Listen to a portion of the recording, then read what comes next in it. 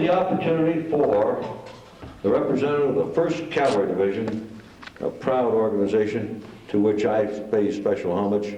Their representative is Joe Cardoza. Joe Cardoza, you're welcome to come forward here and say hello to us. Yeah. And counter a few of those comments, you know, these updated 11th Airborne modern kids. This man's outfit heritage goes back to the Battle of the Civil War, I guess. A few of those you may recall. But here it is. Well, this is something I'm not used to. I've never ever done anything like this. Always the first time. Well, I'll start in with on a road to Santo Tomas. I was drafted on my birthday, believe it or not. They dragged me all the way from San Rafael all the way down to San Pedro. And from San Pedro, we ended up in Camp Roberts. This was in August now. It's hotter than hell down there.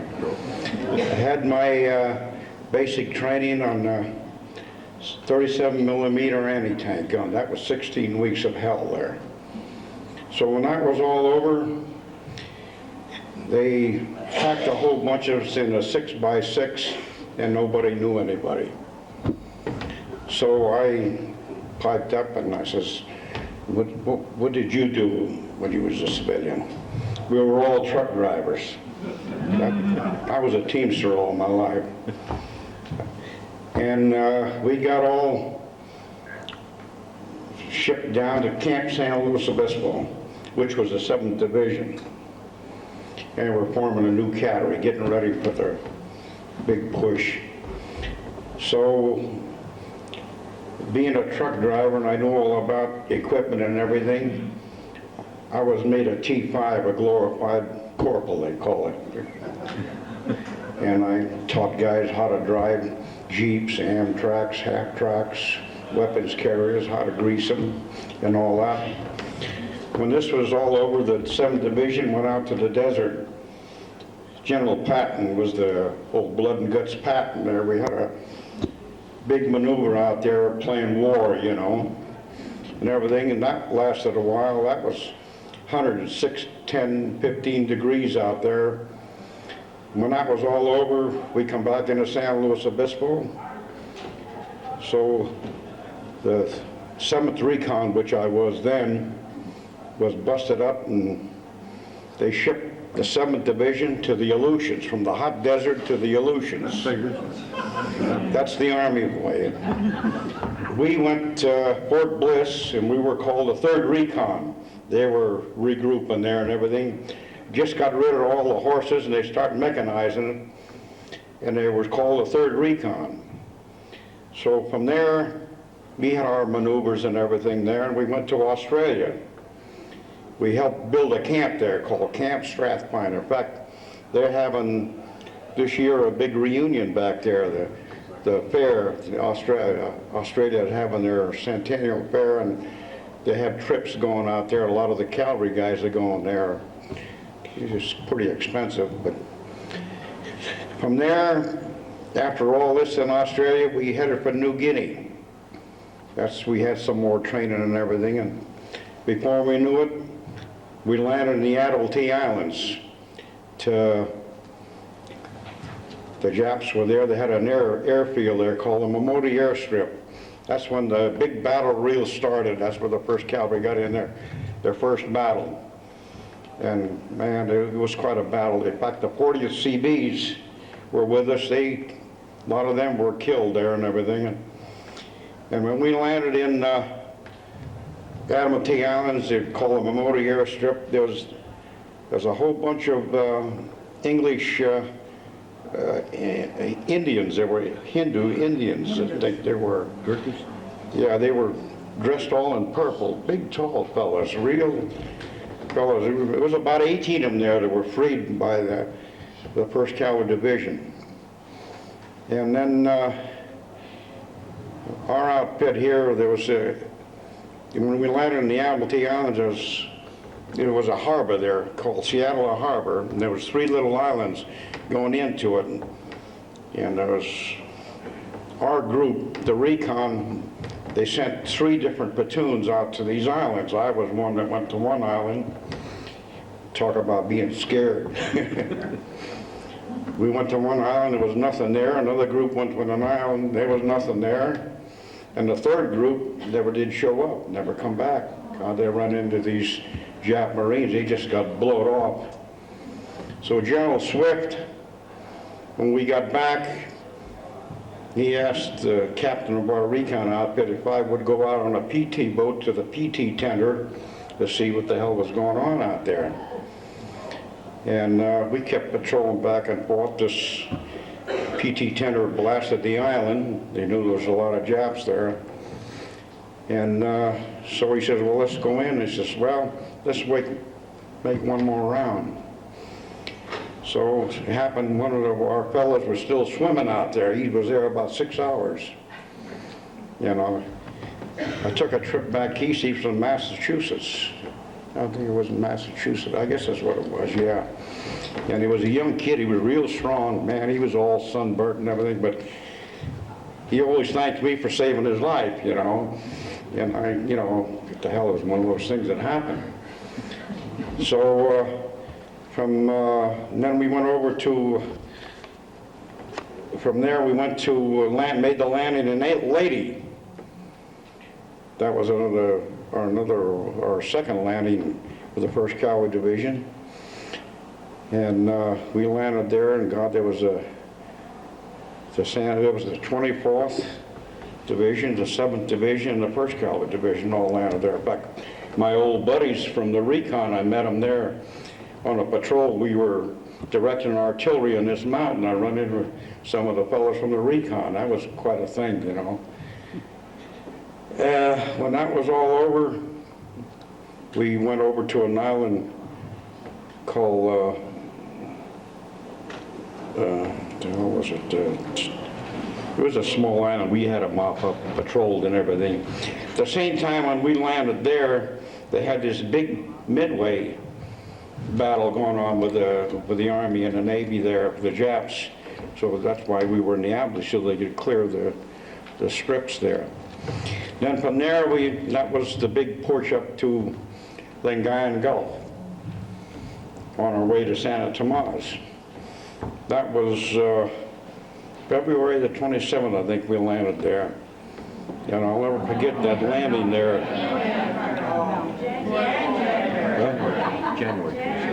January the 27th, that's right, yeah. Yeah, and I'll never forget, a lot of our tanks and everything got stuck in the mud on the beaches, and hell, they just left them there. This was a way to go to Santo Tomas, that's what it was. So we had orders to, what they call, we call it the Flying Wedge.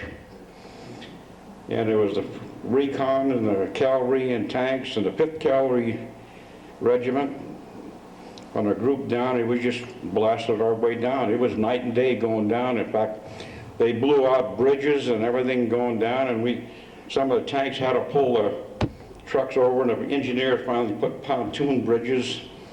And just as we got outside them another little way, we run into some coastal guns that the Japs had taken out of the coast and put on the highway, and they start blasting away. As it so happened, the group that we were with, we were in a little slope, and these shells went flying over the thing. But one of our armored cars, the captain was in it, his driver, got hit by a shell on the driver's side and just shot his leg right off.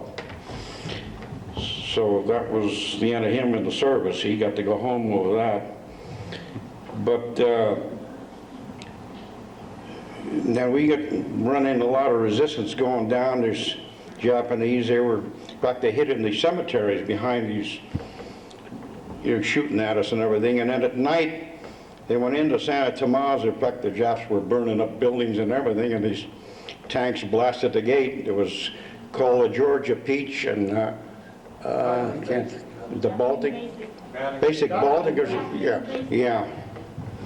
And that's what happened. I didn't get to go into Santo Tomas with that group, but after that we went on down. We were guarding bridges, And Ben, I almost got it from our own tanks. We were guarding a bridge, and they come floating around a corner, and they blasted at us. Man, you used to talk about GIs flying. That was a close one for me. I got skinned in the nose. And we went on after that, in a little while. We had headed down towards Legazpi. We had the Japs on the run then. That was the end of them, you know. In fact, talking about a story about the Japanese, we ran into a Jap bank, believe it or not, and it's the real money that we got paid in. I didn't know what I said. I thought it was this invasion money. But, pardon my English, but some of the guys burned the money and they used it for toilet paper. But one guy kept the money, and he filled up a 50 caliber box full of the money, and God, when we got into Tokyo, that's the money we got paid in. And the guy had $18,000 of good money. Yes. In fact, he was one of the fellows I tried to get to come here. He lives in Fresno. This is quite a deal. My buddy here, Mr. Rivers, he's the one that got me here. I get a phone call one day, and this Bill Rivers calls, and he says, want to know if I was in the 1st Cavalry Division. I said, yeah. So I give him a list of 8 guys. There's San Jose, Fresno, San Francisco, Petaluma, and in fact, there's one guy that was one of the tank mechanics who lives 2 blocks from me. I asked him to come, he couldn't make it. He's too busy, you know. That's the trouble with some of these guys, the 1st Cavalry Division. They're too lazy now, the war is over. But the thing is, it was really something to see this here, you know. I enjoy being here, seeing all the stories that I heard from different people here, and you know, it's a hell of a feeling.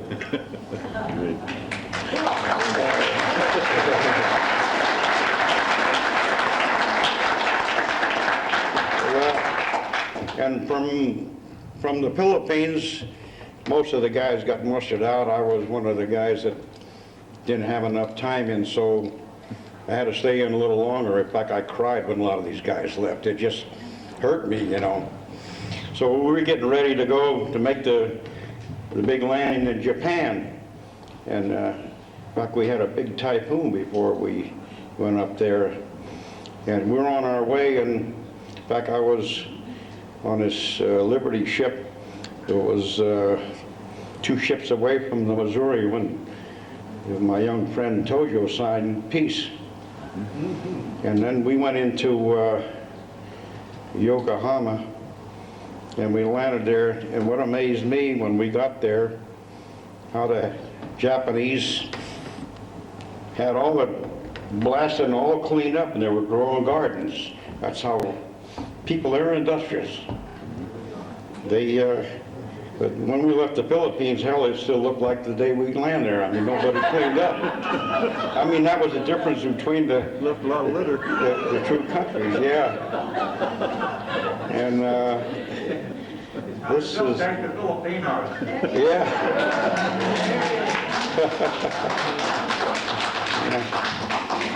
But this is nice being here.